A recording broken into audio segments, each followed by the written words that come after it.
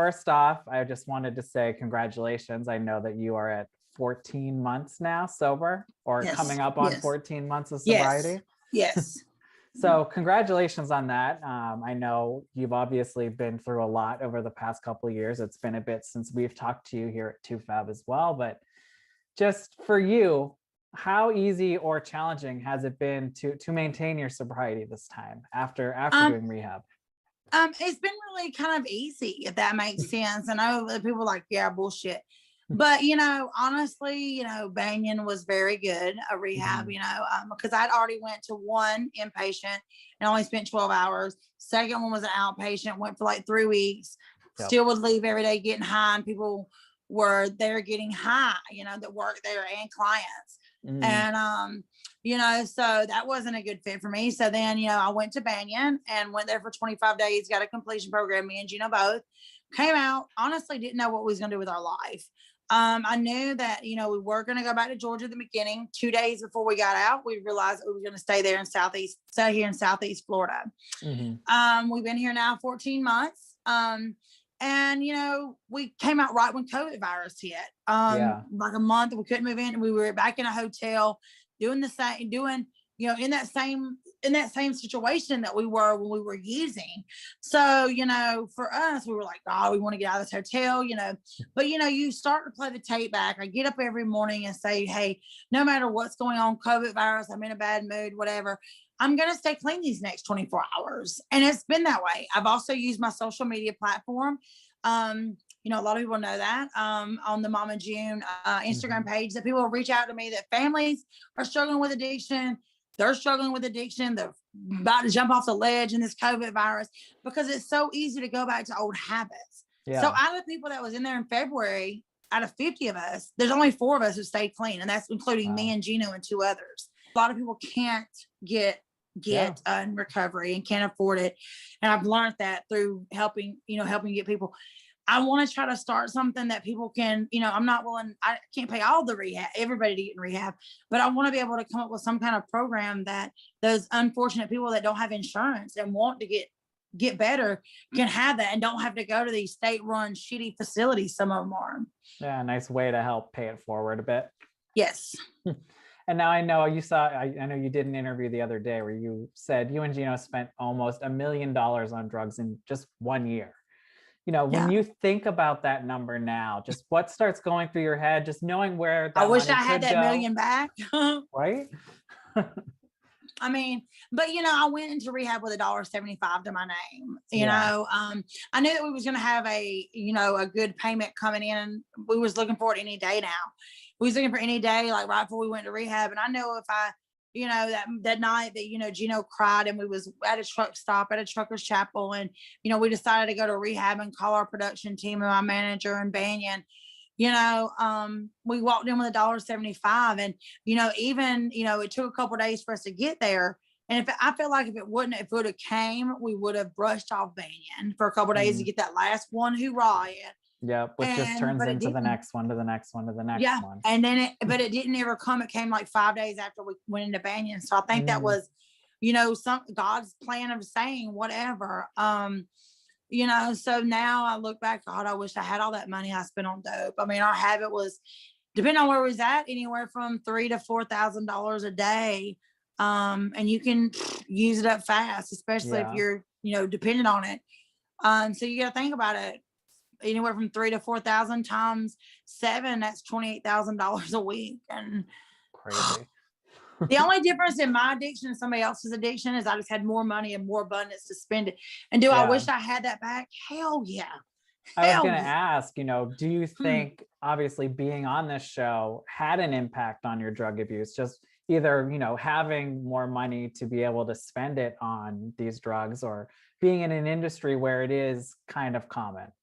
Yes. And that's what I've been telling a lot of people that I've been talking to, that, in this industry, it's common, like a weekend party's got cocaine, meth, weed, X, whatever. And, we used to be that weekend partier and go back home and not do anything during the week. And then it turned into something more and more and more. And in this industry, until you get busted, or you're all in the media or whatever, like myself, like Britney Spears, like Lindsay Lohan, and several others, it's not shunned upon. It's okay. It's known. It's, you got thousands of dollars being delivered to your house by these dope people. I mean, I started looking at my Cash App the other day, and this is Cash App to one dope dealer, because I had several in different states, but one dope dealer in Georgia, because I had two there. The one dope dealer, I spent like $86,000 just on Cash App, and that's not that's just a portion of it. Yes. And I mean, you talked about that moment with Geno, and when you did try call production and go to rehab. Is that kind of what you would consider your rock bottom, and or was it something maybe that we didn't see? Honestly, to be honest with you, it's kind of crazy. We was helping people in their addiction, their drug addiction, get off of drugs while we were still in our major addiction. But, we knew how to get clean, because if we stayed on 20 and 155, we used, because that's where one day dealer was on 1/8 and one day. If we went down to like Locust Grove, or we went up to Jonesboro Road, we wouldn't use. We knew how to stop, and we always had a plan to stop, and we had the money to stop. Yeah. But you get up the next morning and you're like, oh, I need some more. I need some more, and I think my rock bottom was a long time before then, but then it just became a maintenance. Like we wanted to get clean long before that, honestly, but it just wasn't in the cards, I guess. And now, obviously, this is something you've been dealing with for a long time, even before it started showing up on the show. Were you like, would you be doing press or going to events kind of out of it? I've been to 2 Fab and TMZ and Inside Edition and, Entertainment Tonight and Access Hollywood and all these different ones. I was always high. I was always high when I was talking to somebody. Season 2, season 3, season 4, totally high. I was doing press. I was doing events. I was doing this, doing that, but nobody knew, and everybody was shocked.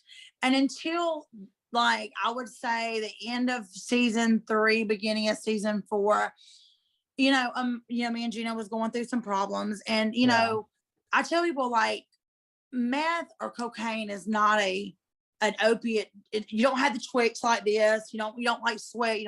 It's a more of a mental thing. So it starts with you mentally, and it starts messing with you really bad. And so it's just, I tell people that all the time, like, when you're going through something emotional, it does make you kind of more emotional than you would. And so I stopped showing up for press. I stopped showing up for, production. We TV wouldn't use me for press last season, because they didn't know if I was going to show up high.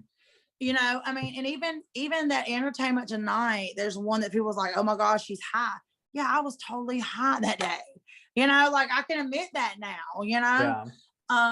but it's just is what it is. It's a life experience. I don't down anybody for whatever they've done in their past, but you've got to be able to come out of that, if that makes sense. Yeah. And I mean, for you doing press right now, how different does it feel? I mean, I'm sure you're actually I'm sober. You're more aware. I'm drinking in my cup, my root beer. Nice. But doing it sober, I've done it like in the past, even, with the prior show. But doing season 3 and season 2, 3, and 4 high, and then now doing season 5 unhigh, it's just kind of like I can think straight, But like I always tell people, October will be 10 years that we first started filming Toddlers and Tiaras, October 12th, 2011. So it's almost been 10 years we've been doing this. So I could do these interviews blindsided in my sleep. You're a pro. Yes. And, for you, now that you are sober, looking back at last season, like, did you rewatch it? And what did you think when you were seeing it, if you did? I didn't watch last season at all. Okay. I didn't do that. I think I watched the season finale. Us going to Banyan, what we look like or whatever. And like, I didn't want to watch last season because I don't know, like I always tell people, I've never been suicidal. Never. And I wasn't suicidal in my addiction. But if somebody that has an addiction can kind of relate to this, that or had an addiction or still does, the person that you become on the inside is that person that you just want to go away, that you want to like throw up and kill, you know what I'm saying, the person that you become, that not version. not the physical person. No, never want to harm myself. So let's get that straight. Yeah. Mhm. And, do you think it would be beneficial at all for you to see, to see what Pumpkin was going through while you were, while you were away? Or I uh, kind of look back and I'm like, I kind of think about like what was going on at that time, and I don't want to kind of relive that. I yeah. don't want to. I don't know. I've always been one of those type people that kind of shut shit out. And Mhm. right now, Alana still is with Pumpkin. Yeah. No, I don't know what the future holds because we still are in active production. So there isn't really any big spoilers that we can give today. When the new season starts, you and your family haven't spoken in a year. Just, Mhm. how have, or, what do you think you can do to kind of prove that you've changed? Because obviously that is the biggest question. I mean, it's just not my children, but Geno has children, but you only Yeah. see my kids on TV. Most me and Geno are trying to mend that relationship. I think he's more the voice of reason. Me, I just get damn impatient. So, Mhm. mending the relationship with the girls has been a work in progress for all of us. Like still today, it's a work in progress. Like I tell people, you're gonna have to stay tuned and see what our crazy ass life throws at y'all this season, because I don't even know. Yeah. This COVID virus has really had production, because by now we would have already filmed everything, but Yeah. we haven't. Yeah. And I mean, have you started to kind of come around to the understanding, why they have a hesitation, why it wasn't so immediate that they wanted to jump back into a relationship with you? Like I've learned that a little bit, by going to the meetings, and Yeah. the lady that, y'all see, Alicia, that's very first person you see last season, we go on to she's now become an alumni director with Banyan. And so I talked to her quite a bit. And so Yeah. she has taught me that, hey, look, remember they were on your timeline, and you have to be patient and work on their timeline. Yeah. And even like the counselors with Banyan, they still do every once in a while we do Zoom meetings together. And trying to listen to that counselor is, I don't want to hear that sometimes. I'm a very impatient person. Anybody Mhm. who knows me, that WeTV knows that. The people in my life know that. My production company knows I'm a diva when I want to be, trust me. Yeah. And, we also hear from Pumpkin that, she obviously is not a fan of Geno. That is no secret. Mhm. I think part of one of the reason why she is so reluctant is because he's still very much part of your life. Just, do you Mhm. think there is a possibility that he could eventually someday be welcomed into the family? And what do you have to say to maybe his critics, people who are kind of wondering why you are still with him? One, yeah, I tell him this all the time. Yeah, whenever like we was having issues and we were, he was, as I like to say, entertaining the Instagram hoes. You know what I'm Mhm. saying? You know how that is in social Yep. media. They get enthused with things. I should have walked away. I know that. But in my addiction, I was kind of codependent, if that makes sense. Yeah. I've learned that now. But also, like people think that he got me on drugs. No, I was the one that had the drug dealers. I was the one who, got him to be able to get the drugs. But two, also, Geno has changed a lot too. And, the girls and him used to get along great. And I think Yeah. that a lot of people do think that, he's the reason why I did that. But it's not. Like if he would have left in the middle of my addiction, I would have still used drugs. There was days that I would have to I would want to use, and he didn't. They tried to do an intervention, and then after that, you guys really didn't see each other for a long time while a lot of these Mm. legal things were happening. Are you glad kind of that they didn't see you one-on-one when you were at that low point? Yeah, like I said, I mean, over the years, a lot of people don't realize this. Like I've told people, I started using drugs back in 2000, and I was off Mm, and on. Meth was my very first drug, off and on to 2015. When I met Geno, I went cold turkey because he's like, hey, if you want to get to know me, you got to quit that. So I yeah. did. I quit cold turkey, no rehab. Then a couple years later, I started on the cocaine addiction. So, my kids always knew that I've had a drug addiction, but didn't know how bad it was. And as a parent, do I feel bad for putting them in that situation? But it's the same way. Yes, I do. But it's Yeah. also the same way of I know when they go out and party, I know when they go out and do stuff. So it's always, even when they wasn't talking to me, I was letting them know that I was okay, that I was alive, that, even though they didn't want to talk to me, I've always wanted to let them know that's the same thing today. So I feel like I'm just on a repeat hamster wheel going around in circles.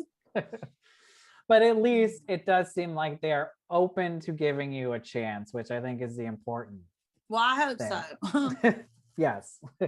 And I mean, you've obviously been through some legal issues as well. I know they're still kind of hanging over you. Just how does it feel to still, after so long, because there were these delays with, I think, your COVID virus and then your legal team as well. But just how is it to have that hanging over you? Our first attorney was shitty. Second attorney didn't know, like, his ass from the hole in the ground, didn't even know what he was locked up for. Now we've got a third attorney and he seems like he's doing really good. We still have that legal issue going on. It's been over 2 years now. COVID virus, I think, has got everything on hold.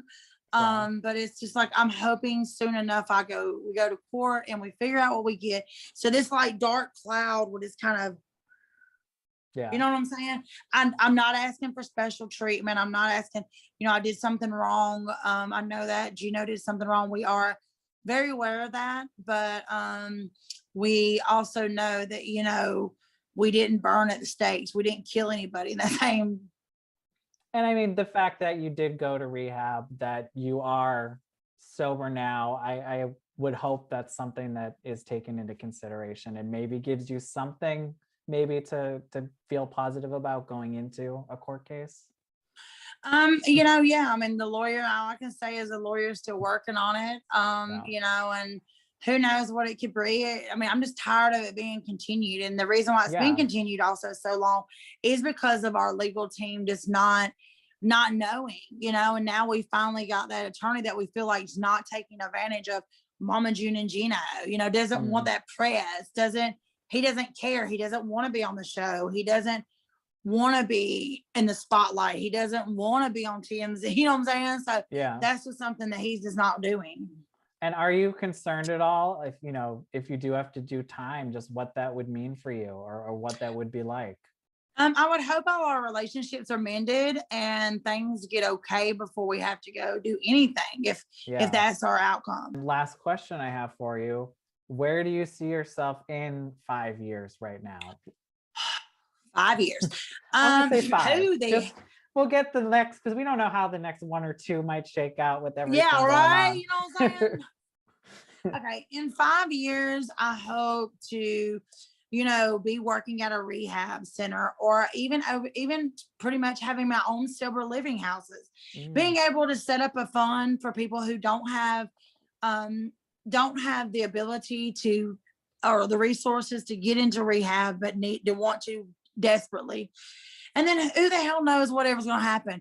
I may be still on TV and it'll be my 15th year anniversary, Right. Our 10th anniversary ain't till the 12th of October. Yep. So, who knows, like we may still be showing y'all some love and showing you our crazy dysfunctional side of America. I'm happy to see that you're doing well, or happy to hear that you're doing well. You seem great. And I only wish for the best for you going forward. Yes, but make sure y'all watch tomorrow night, even though you cheated and watched tomorrow night episode. I'll watch it again. Listen to you. But all right. Well, thank you so much. Enjoy your day. Thank you. Have a good one.